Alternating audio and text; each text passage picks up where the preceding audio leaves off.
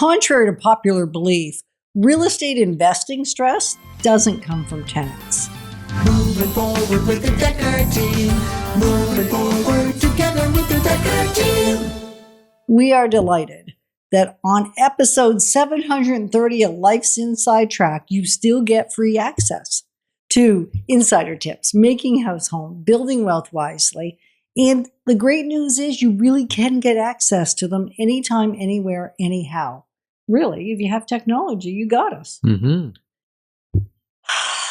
This is tough because I think maybe you, like me, before I started investing in real estate, and even once I started investing in real estate, I believed and even experienced that stress came from tenants. Yeah. Now, you can get the odd one that may give you a little bit of a run for your money. But the point is, I think what we're saying is knowledge and systems in place.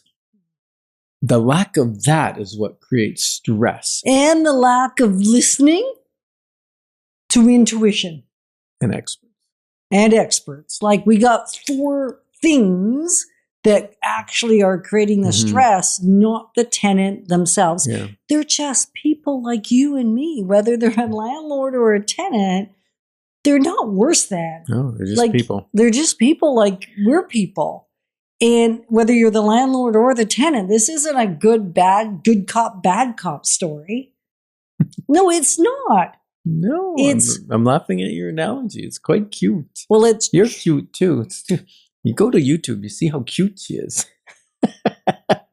And getting older. Anyhow, if you think about the tenant as the bad guy, it changes how you treat someone, for one. Yeah. It does. And if you don't think of being aware of the systems and the rules and the things inside the Tenant Protection Act, and they have changed. They're actually much better in Ontario. Okay, somewhat better in Ontario because we have one of the more stringent provincial legislations about taking care of tenants, which I think is a really good thing because we should all deserve respect and so on. And the struggle becomes when we don't listen to our intuition. That's when we got into trouble at the beginning. So what I mean by that is if there's a history of not making payments, it's not a bad person.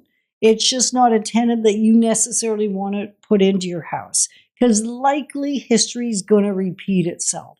So paying attention to the information available is what gets you in trouble.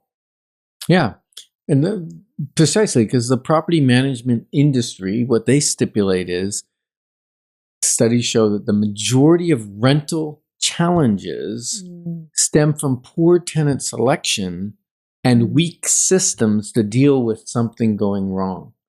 Right. So we always say it's that procrastination of handling a tenant problem.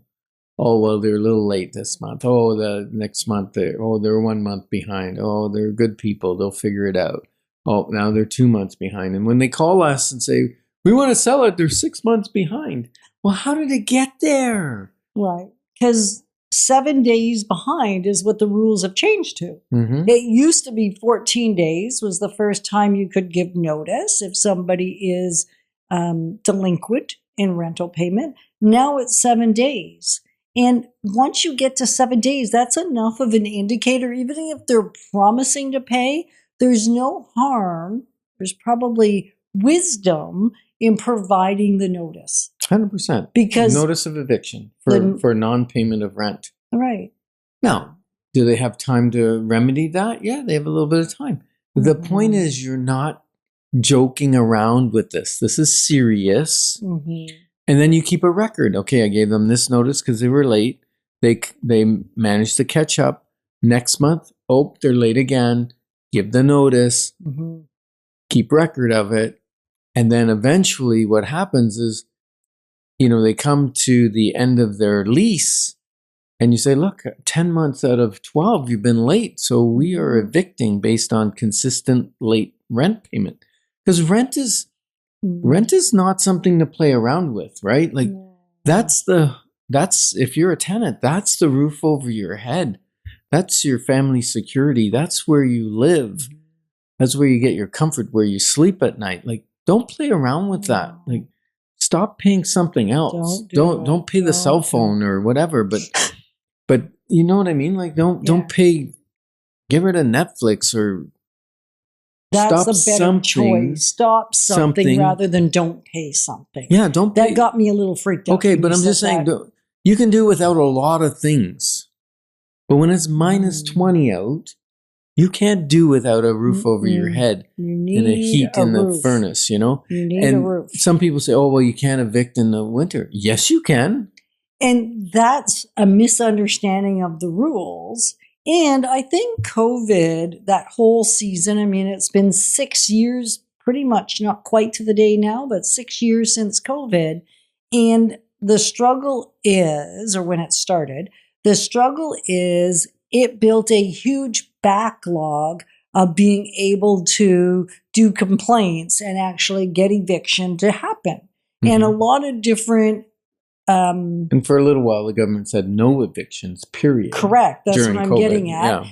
And it made, I think, tenants believe, or some tenants believe, that they didn't have to pay the rent. It was no longer an obligation because they couldn't be kicked out of the house anyway.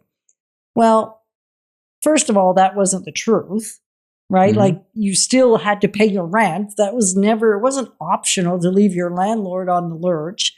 And yet there was a real sense of landlords at the mercy of these new regulations that weren't actually new regulations. Yeah. And so now things are getting back into sync again. Timelines are shorter. Things are moving quicker. A lot of these false understandings have been eliminated. So what we're really saying is if you know your rules and you follow the process, you will still win as a landlord and as a tenant.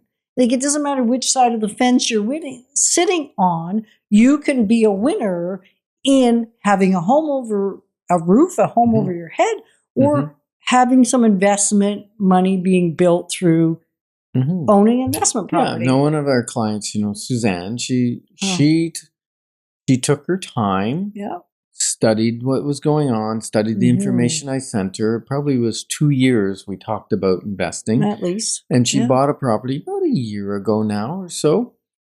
And she's on top of the tenants. You know, when they do something wrong, if their garbage is in the wrong place, they leave something too messy outside. Like, she's on top of it. And she's got great tenants, great cash flow, and everything's working well. The problem is when you're an absentee landlord and you don't know the rules, and you don't have anybody managing it for you. I was going to say, unless you have a great property manager, then you are a great landlord. Yeah, so if you're thinking, well, maybe that fear is stopping me, or maybe it's not, but I'd love to have a clarity call with Ken or Yetta, we're available. Just jump on our DekkerTeam.com website. There'll be a little section there that says book an appointment. Just do that. Clarity call, I think Book a it clarity says. call, yeah. Yeah, so how do you know whether investing fits your life and your season? Well, listen to the next section and we may give you some ideas.